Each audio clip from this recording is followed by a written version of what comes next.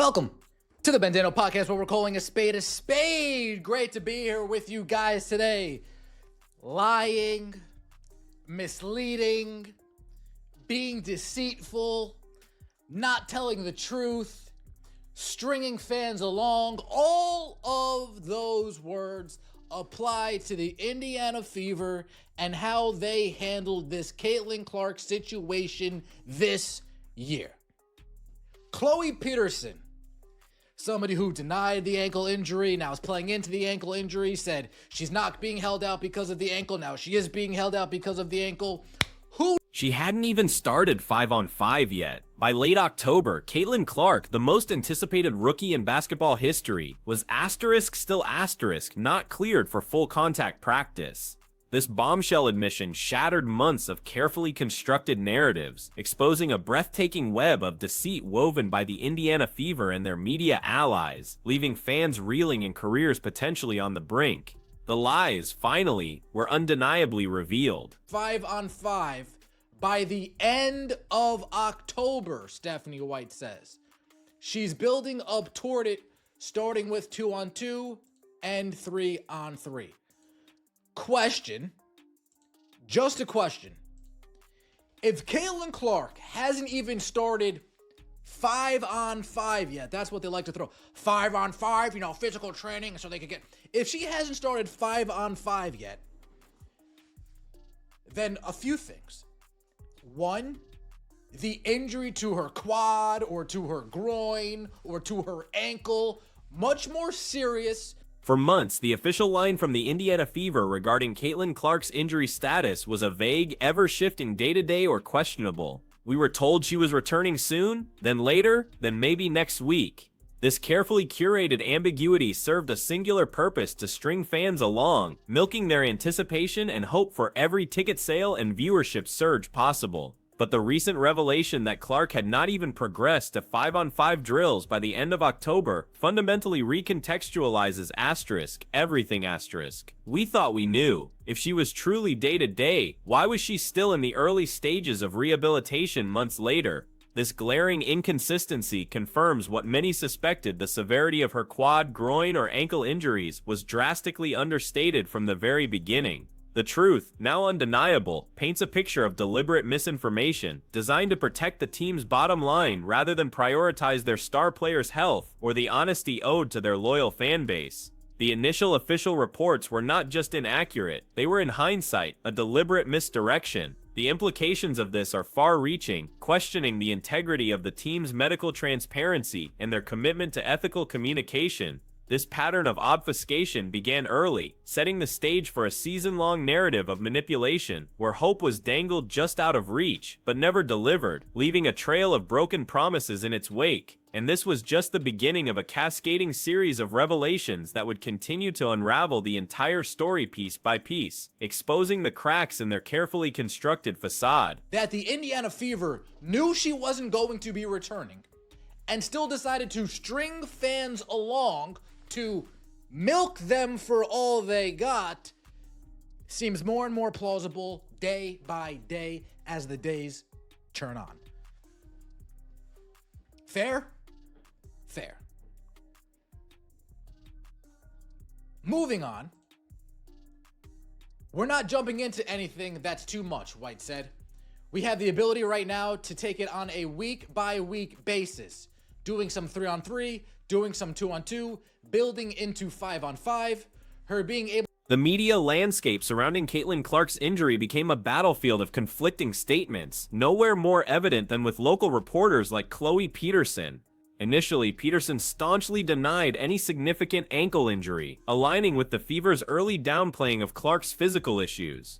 Yet, as the season progressed and the truth became harder to conceal, Peterson's narrative shifted dramatically, now acknowledging the ankle as a factor in Clark's extended absence. This bewildering flip-flop isn't just a simple change of mind. It reveals a disturbing pattern where media figures, whom many now term media stooges, seemingly adjust their reporting to fit the team's evolving and often contradictory public relations strategy.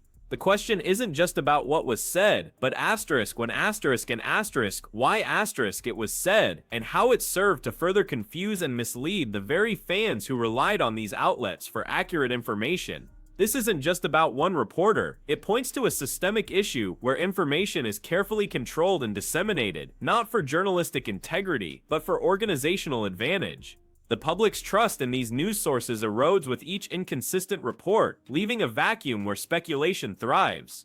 This lack of transparency, coupled with the shifting narratives from those meant to inform, created a climate of suspicion, forcing fans to question every piece of information they received, understanding that the full truth was always being held back, or worse, deliberately distorted. This constant dance around the facts only served to deepen the public's mistrust, paving the way for further revelations that would leave even the most ardent supporters questioning everything they had believed to be true. But there's no conspiracy theory here. The Indiana Fever were not going to clear her regardless. That is a fact. That is taking 2 and 2 and equaling 4. That is taking 1 and 1 and equaling 2.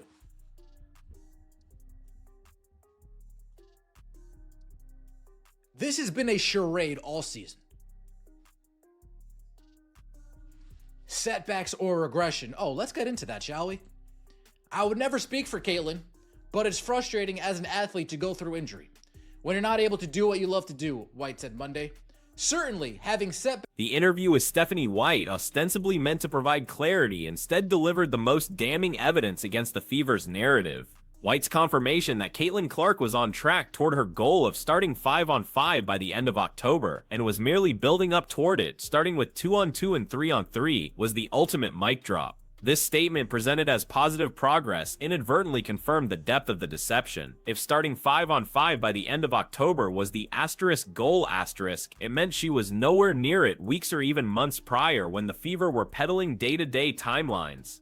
It revealed that full contact practice, a fundamental step for returning to elite competition, was still a distant aspiration, not a current reality. The interview, likely intended to reassure fans, instead pulled back the curtain on the entire charade. It wasn't just a miscommunication, it was proof that the team had been operating on a fundamentally different timeline internally than the one they presented externally. White's words, perhaps spoken without full awareness of their broader implications, became the smoking gun, validating every suspicion that had been festering among the fan base. Her casual admission laid bare the extensive gap between expectation and reality, between what was promised and what was actually happening behind closed doors, shattering the illusion they had meticulously crafted throughout the season. The fallout from this revelation would ripple through the league, prompting a reevaluation of how teams communicate player health and setting the stage for an even deeper dive into the Fever's questionable practices.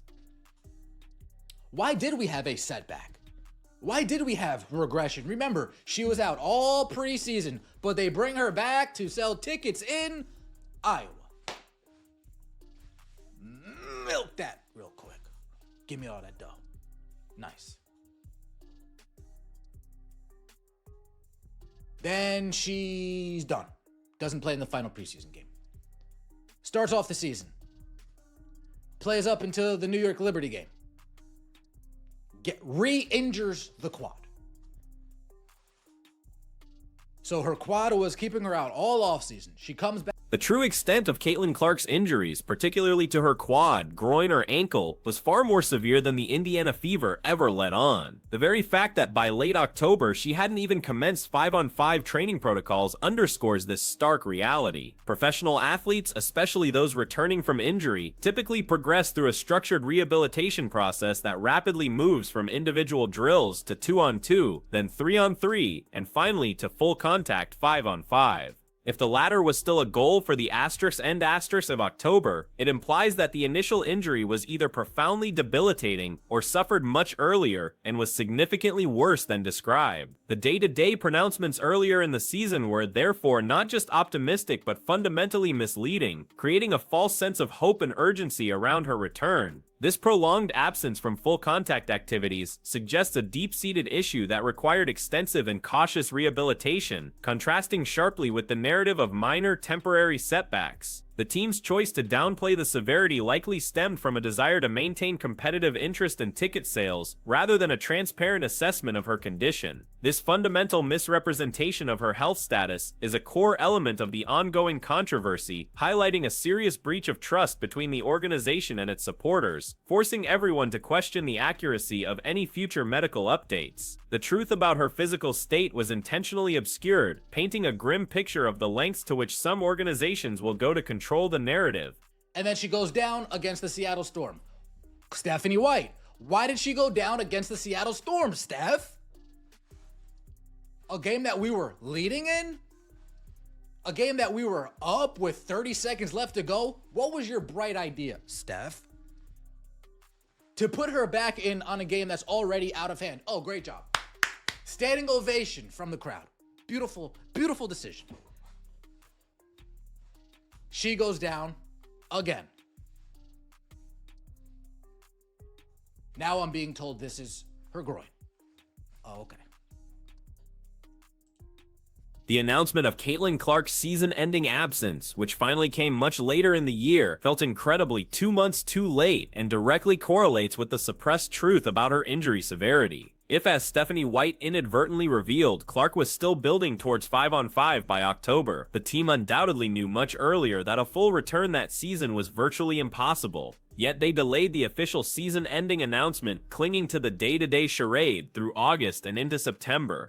This strategic delay prevented fans from losing hope prematurely, keeping them engaged, buying tickets, and watching games under the false pretense that their star player might still make a dramatic return. The decision to hold back this crucial information wasn't an oversight, it was a calculated maneuver to extend the period of fan anticipation, leveraging Clark's immense popularity for as long as possible. The longer they could maintain the illusion of a potential comeback, the longer they could benefit from the heightened interest and revenue she generated. This manipulative tactic highlights a disturbing prioritization of commercial gain over athlete well-being and fan transparency. It turned the final weeks of the season into a protracted, agonizing waiting game, where the outcome was already sealed behind closed doors, but the public was kept entirely in the dark, paying a tangible price for the deception, further eroding the credibility of the entire organization.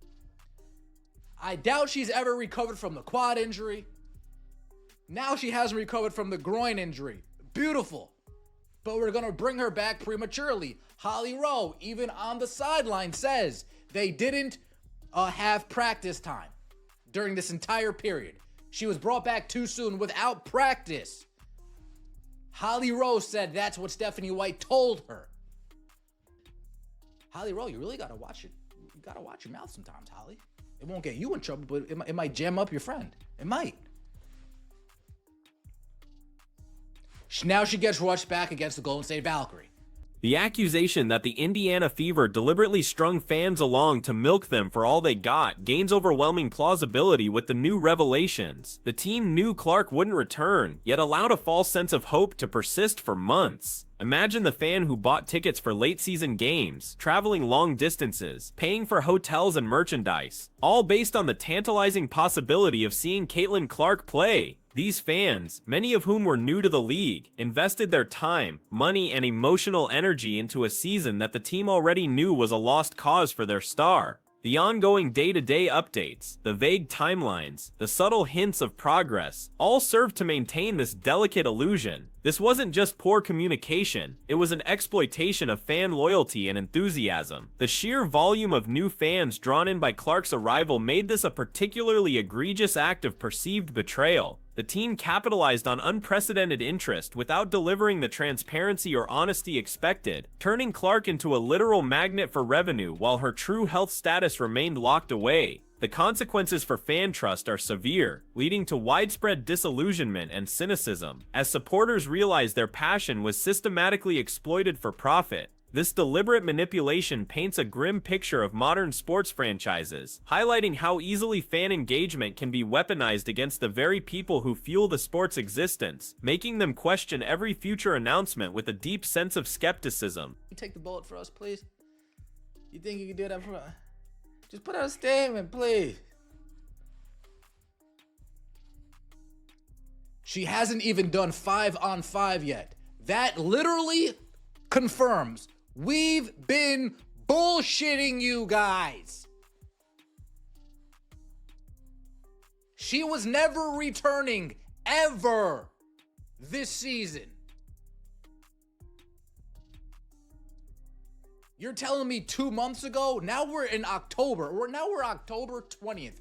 You couldn't tell 2 months ago she wouldn't be ready. Beyond simple miscommunication, the assertion is that the Indiana Fever were never going to clear Caitlin Clark, regardless of her actual physical recovery. This shifts the narrative from mere negligence to a premeditated decision. It implies that even if she had made a miraculous recovery and shown signs of being good to go, the organization had already determined that her season was over, likely to protect their long-term investment, or perhaps due to internal pressures and other undisclosed factors. This theory posits that the decision was not purely medical but strategic, made well in advance of any public announcement. The constant deferral of her return, the extended rehabilitation timeline, and the ultimate season-ending declaration weren't responsive to her day-to-day health, but rather part of a pre-established plan. This isn't a conspiracy theory. As the speaker points out, it's a deduction based on observable patterns and the inherent contradictions in the team's public statements. If the team was never going to clear her, then every hopeful update was not just inaccurate, but actively deceptive, designed to manage public perception rather than reflect reality. This level of control over her playing status, detached from her genuine recovery, speaks to a deeper organizational strategy at play, one that prioritizes overarching team goals over the immediate expectations of fans, and even the player's own desire to return. It reveals a cold, calculated approach to managing a highly valuable asset, where individual agency is subsumed by corporate prerogative, leaving everyone to wonder about the true motives at play. Stephanie White's acknowledgement of Caitlin Clark's frustration as an athlete to go through injury and the demoralizing impact of having setbacks and working your way back, then having another setback, added a poignant, if ironic, layer to the ongoing deception. While White publicly emphasized the importance of getting Clark back at 100%, her words inadvertently painted a picture of a player enduring repeated, grueling recovery cycles, each punctuated by a crushing regression.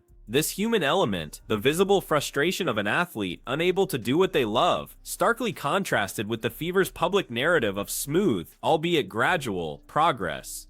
White's candid observation about the emotional toll of these setbacks underscored the severity and protracted nature of Clark's physical challenges, implicitly validating the idea that her injuries were never minor or easily overcome. The repeated setbacks and regression she spoke of are precisely what the public was shielded from, as the team maintained a facade of steady improvement.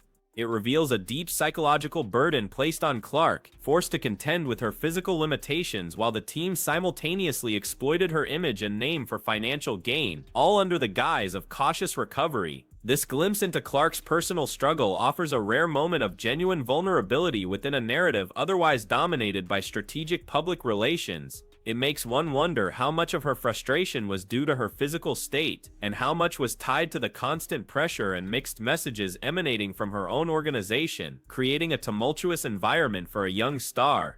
The initial phase of Caitlin Clark's injury saga began even before the regular season, a period marked by a controversial decision to rush her back for a preseason game in Iowa. Despite an unhealed quad injury that had sidelined her throughout the offseason, the Fever deployed her for this high-profile exhibition, knowing full well the immense draw she represented in her home state. This move, undeniably a marketing spectacle, was widely seen as prioritizing ticket sales and fan engagement over the long-term health of their generational talent. Clark played the game, delivered the expected show, but then was conspicuously absent from the final preseason game, a clear indication that her quad was far from fully recovered. The decision to showcase her while she was still compromised established a dangerous precedent, the team's willingness to push her prematurely for commercial benefit. It signaled to everyone that Clark's body was a commodity, to be utilized even when not at 100%, setting the stage for a season-long pattern of rushed returns and subsequent re-injuries. This initial lapse in judgment, fueled by the desire to capitalize on her immediate popularity, became a precursor to the systemic issues that would plague her season, undermining her recovery from the very start. The very act of putting her on the court in Iowa, knowing her quad was unhealthy, was the first domino to fall in a tragic chain of events that would see her benched for the remainder of the year. Following the preseason debacle, Caitlin Clark entered the regular season still compromised by her unhealed quad. The initial game saw her battling through discomfort, and it wasn't long before the inevitable occurred, a re-injury against the New York Liberty. This wasn't a new injury. It was the same underlying quad issue flaring up, exacerbated by the strenuous demands of professional play on a body that hadn't been given adequate time to heal. The decision to start the season with a player who was not fully recovered was a monumental gamble, one that quickly backfired. The team's insistence on having her play despite her compromised state suggested a desperate need for her on the court, regardless of the long-term consequences. This episode highlighted the lack of foresight and appropriate player management as the immediate need for her presence overshadowed sound medical judgment. The re-injury against the Liberty not only sidelined her again, but also confirmed fears that the initial preseason rush had detrimental consequences, weakening her stability and making her vulnerable to further complications. It marked a crucial turning point, demonstrating that the team's approach was fundamentally flawed and setting a worrying precedent for her subsequent recoveries throughout the arduous season, leaving fans to question whether her health was truly a priority or merely an afterthought in the grand scheme of the team's aspirations.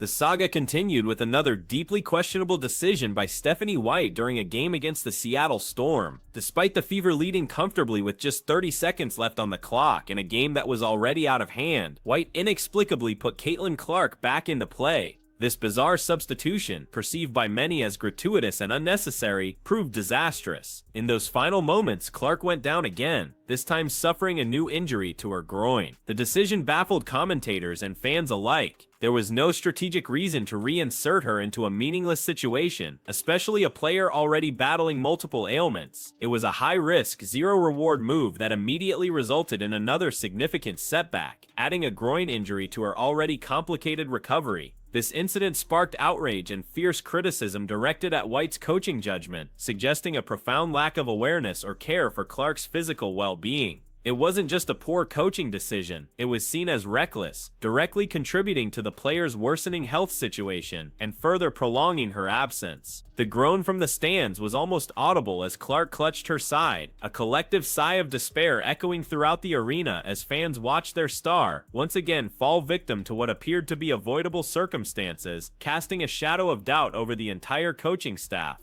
Despite the severity of her new groin injury, Caitlin Clark was once again prematurely rushed back to play on July 9th against the Golden State Valkyrie. The motivation behind this hurried return was painfully clear. It was Camp Day, a major promotional event designed to draw in young fans, and Clark's presence was deemed essential for its success. This marketing-driven decision meant she was brought back before fully recovering from the groin strain, adding another layer of risk to her already compromised state. The ongoing quad injury, which many suspected had never truly healed, combined with a fresh groin injury, created a precarious situation. Her body was a patchwork of unrecovered ailments, yet the pressure to perform for promotional purposes overrode medical caution. This pattern of prioritizing external events, be it preseason exhibitions or camp day, over the player's actual healing process became a recurring and alarming theme. It demonstrated a systemic problem where Clark was viewed less as an athlete needing time to recover and more as a marquee attraction whose presence was non-negotiable for commercial success. Each rushed return chipped away at her long-term health, building a foundation of instability that would inevitably lead to more serious consequences, further jeopardizing her rookie season and fueling a growing resentment among fans who witnessed this exploitation unfold in real time. Adding another layer of unsettling confirmation to the Fever's questionable player management, Holly Rowe, a seasoned sideline reporter, delivered a startling revelation during one of her broadcasts. Rowe reported that Stephanie White herself had confided in her that the team had not had sufficient practice time with Caitlin Clark during this entire period of rushed returns.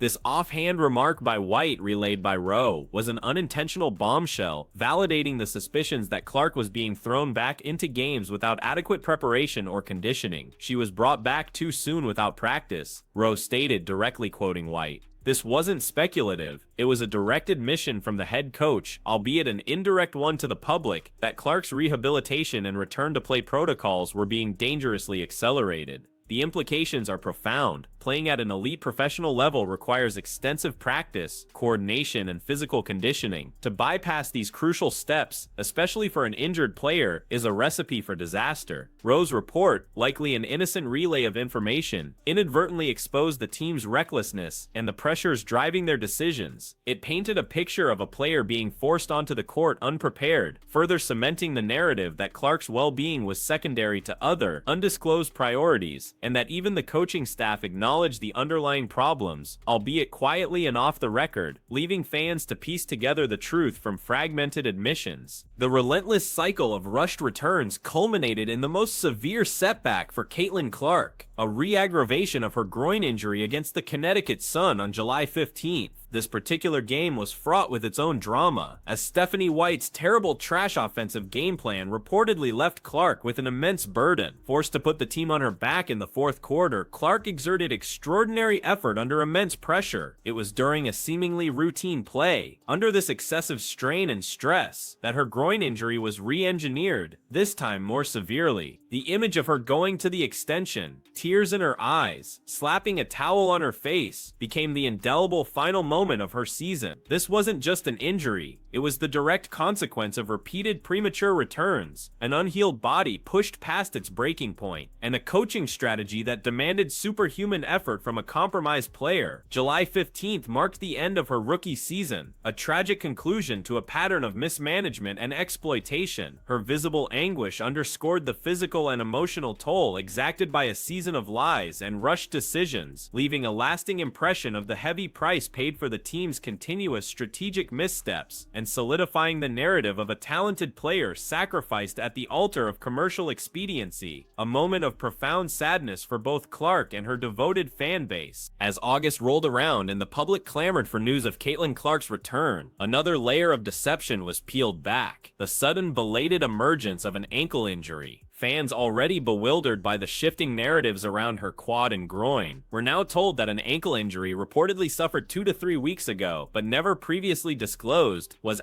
also keeping her out. This late-stage announcement felt incredibly convenient, an additional smokescreen to explain her prolonged absence without addressing the real, underlying issues of mismanagement and rushed returns. Why was this injury not reported when it occurred? Why did it only surface when questions about her return reached a fever pitch? This sudden revelation was widely interpreted as another desperate attempt by the Fever and their stooges in the media to justify her continued absence without admitting to the true scope of her chronic health issues or the team's culpability in exacerbating them. It created further confusion and eroded any remaining trust, as the public struggled to keep track of a growing list of ailments, each presented with varying degrees of seriousness and timing. This final piece of the injury puzzle solidified the perception of deliberate obfuscation, painting a clear picture of an organization scrambling to control a narrative that was quickly spiraling out of their grasp, leaving fans to wonder what other truths remained buried. The sheer volume of conflicting reports regarding Caitlin Clark's injuries created a maelstrom of confusion, a calculated tactic designed to obscure the truth. One minute, Scott claimed it was the ankle keeping her out. The next, Chloe Peterson, contradicting earlier statements, insisted it was still the groin. Then Stephanie White and the Fever themselves had previously stated her groin was injured but not really accepted or severe. This bewildering array of contradictory statements meant that at any given moment, fans were receiving different, often mutually exclusive, explanations for Clark's absence. It wasn't just poor communication, it was a deliberate strategy of information overload and contradiction, making it impossible for anyone to pinpoint the actual truth. When 1 + 1 = 3, as the saying goes, you know you're being gaslit. This constant shifting of blame and symptoms meant that the team could always retreat behind a veil of ambiguity, avoiding accountability for any single injury or decision. The sheer audacity of these conflicting reports, often delivered by the same media channels or team personnel, left fans in a state of perpetual bewilderment, struggling to discern fact from fiction. It created an environment where trust was not only eroded, but actively sabotaged, ensuring that the full picture of Clark's health and the team's management remained elusive and manipulated, leaving a bitter taste in the mouth of every devoted supporter. As the season spiraled towards its conclusion, the depth of frustration among fans was compounded by the cynical decision to place crucial updates about Caitlin Clark's status behind a paywall. News articles purportedly containing insights into her recovery were suddenly inaccessible to the general public unless they subscribed to specific media outlets. This move, especially after months of alleged lies and misleading information, was seen as the ultimate insult. Fans who felt gaslit and strung along were now being asked to pay for what they suspected was more carefully curated, potentially false, or at the very least incomplete information. The irony was not lost. You want me to pay for lies? You want me to pay so I can be gaslit? This audacious demand for payment for information that should have been transparently provided exacerbated the sense of betrayal. It felt like the Fever and their media partners were attempting to profit from the very deception they had perpetrated, leveraging Clark's name and the lingering hope of her return to drive subscriptions. This tactic backfired spectacularly, fueling widespread anger and resistance, with many vowing to boycott such paywalls and rely on leaked or crowdsourced information instead. It cemented the perception that the organization viewed its fan base not as loyal supporters deserving of honesty, but as a revenue stream to be exploited, pushing the boundaries of ethical engagement to an unprecedented and deeply unpopular level, further distancing themselves from the very people they claim to serve. The most biting critique leveled against the Indiana Fever's handling of Caitlin Clark was the metaphor of them transporting her from here to here to here to here like a zoo animal, keeping fans hooked. This harsh analogy encapsulates the profound sense of dehumanization and exploitation felt by many observers. It portrays Clark not as an injured athlete receiving proper care, but as a spectacle, a prize exhibit paraded around to draw crowds regardless of her physical state. The phrase suggests a calculated, almost cruel strategy of public display, where her presence, even if non-playing or limited, was meticulously orchestrated to maintain fan engagement and ticket sales. Every public appearance, every journey from one city to another was stripped of its genuine context and reframed as part of a larger manipulative scheme. This metaphor powerfully conveys the idea that Clark's agency and well-being were secondary to her commercial value. It speaks to a profound disrespect for the individual, reducing her to a tool for generating revenue, paraded before the eager eyes of a public starved for content. The image of a zoo animal highlights the lack of genuine care and the pervasive cynicism underpinning the team's operations, making it clear that her role was to be seen, not necessarily to heal or play, further intensifying the outrage and disappointment among a fan base that once held so much hope for their star.